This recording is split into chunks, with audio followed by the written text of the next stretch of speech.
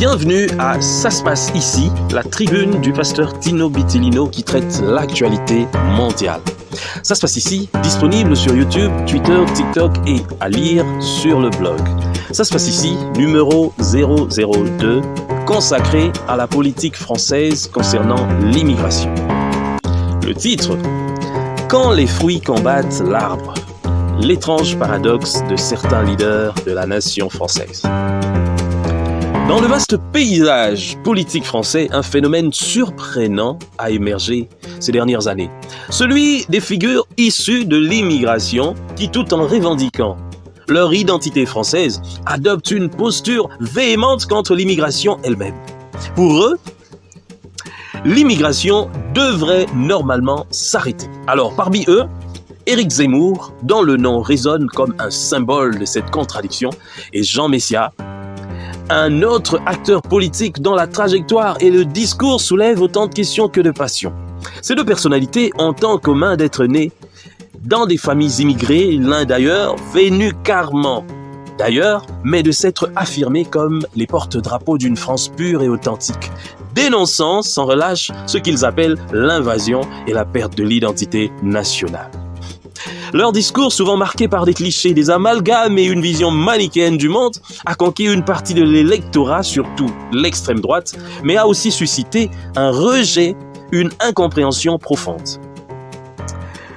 Ce qui est frappant, c'est leur capacité à se positionner en vrais Français, plus Français que certains de ceux qui ont toujours vécu dans le pays, qui ont bâti ses institutions, ses valeurs, sa culture, qui ont des racines là-bas. La rhétorique qu'ils emploient est souvent empreinte d'une sorte de revanche identitaire. Leur passé, leur origine, leur immigration, ils la revendiquent comme une force, mais en même temps, ils la combattent violemment lorsqu'elle devient source de changement ou de diversité. Le discours de Zemmour, par exemple, sont truffés de références à la France éternelle, à ses valeurs chrétiennes, à son héritage historique qu'il prétend vouloir préserver contre l'envahissement des autres cultures. Il revendique haut et fort sa nationalité tout en rejetant celles et ceux qui l'accusent de mettre en danger cette identité. La contradiction est totale. Il se présente comme un vrai Français issu d'une famille immigrée, mais nie à d'autres le droit de faire de même. Jean Messia, quant à lui, s'inscrit dans cette même logique paradoxale. Issu lui-même d'un parcours migratoire, il a adopté une posture de combat contre l'immigration clandestine, contre la submersion culturelle. Son discours, souvent empreint de colère et de vulgarité, se veut la défense d'une France blanche et chrétienne. La façon dont il revendique sa France tout en rejetant la diversité soulève une question fondamentale. Est-ce qu'il ne se réclame pas lui aussi d'une identité construite sur une exclusion ? Ce paradoxe est d'autant plus frappant que ces deux figures ont décidé, manifestement, de participer à une manifestation organisée par Tommy Robinson, un activiste britannique connu pour ses positions radicales contre l'immigration et l'islam, et qui lui aussi, dans sa rhétorique, mêle ressentiment, stigmatisation et haine. Le fait qu'ils aient choisi de soutenir une telle mobilisation ne fait que renforcer cette contradiction. Ils dénoncent l'immigration, mais en même temps, ils la portent en eux comme un combat idéologique, une identité à revendiquer, voire à défendre. Il faut alors questionner cette posture. Comment peut-on à la fois se réclamer d'un héritage migratoire et de l'identité française tout en la combattant avec véhémence? Ce sont des fruits qui se rebellent contre l'arbre. N'est-ce pas là une forme de rejet de soi, une crise identitaire même qui pousse à une radicalisation paradoxale? La réponse se trouve dans la complexité de l'identité humaine et dans la difficulté à concilier ses racines, ses origines et ses convictions. Ce phénomène révèle aussi la fracture profonde qui existe dans la société française, celle d'un pays tiraillé entre la volonté d'ouverture et la tentation du repli. Certains, issus de l'immigration, se sentent abandonnés ou rejetés par une partie de la population qu'ils considèrent comme leur propre pays, mais qui refusent de reconnaître leur contribution, leur histoire, leur identité.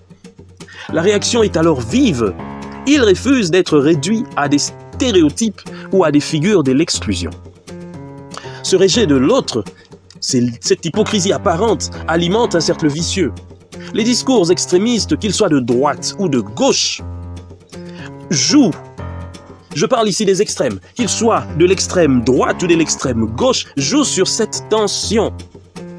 Ils instrumentalisent la peur, la haine, la suspicion pour asseoir leur pouvoir. La société devient alors un champ de bataille où chacun, se percevant comme victime, cherche à défendre son identité contre l'autre, quitte à céder à la haine ou à la violence.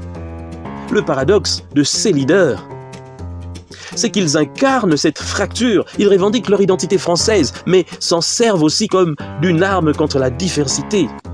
Ils se présentent comme des véritables Français alors qu'ils rejettent l'essence même de cette nation, qui est la tolérance, le respect, la fraternité. Ce n'est pas seulement une erreur de stratégie politique, c'est une erreur morale et philosophique. En refusant l'altérité, en rejetant l'étranger ou celui qui ne partage pas leur vision, ils contribuent à creuser le fossé, à alimenter la haine et à faire de la société un endroit où la différence devient une menace plutôt qu'une richesse. L'erreur fondamentale de cette posture, c'est de croire qu'on peut construire une identité forte en excluant l'autre. La véritable force d'une nation réside dans sa capacité à accueillir, à reconnaître la diversité, à bâtir une citoyenneté basée sur l'égalité et la fraternité. La fracture, si elle n'est pas réparée, risque de devenir irréversible et le chaos social pourrait alors devenir la seule issue. En conclusion, chers Français, il faut que ces figures qui prétendent défendre l'identité française tout en la combattant réalisent qu'ils ont commis une erreur de ciblage. Leur combat ne doit pas être contre l'autre, mais contre la haine en eux-mêmes, contre cette tentation maladive de rejeter ce qu'ils sont en réalité. La France et l'humanité tout entière d'ailleurs ont besoin d'un véritable changement d'état d'esprit, celui d'unité, de respect et de reconnaissance de l'autre dans sa différence. Je vous remercie.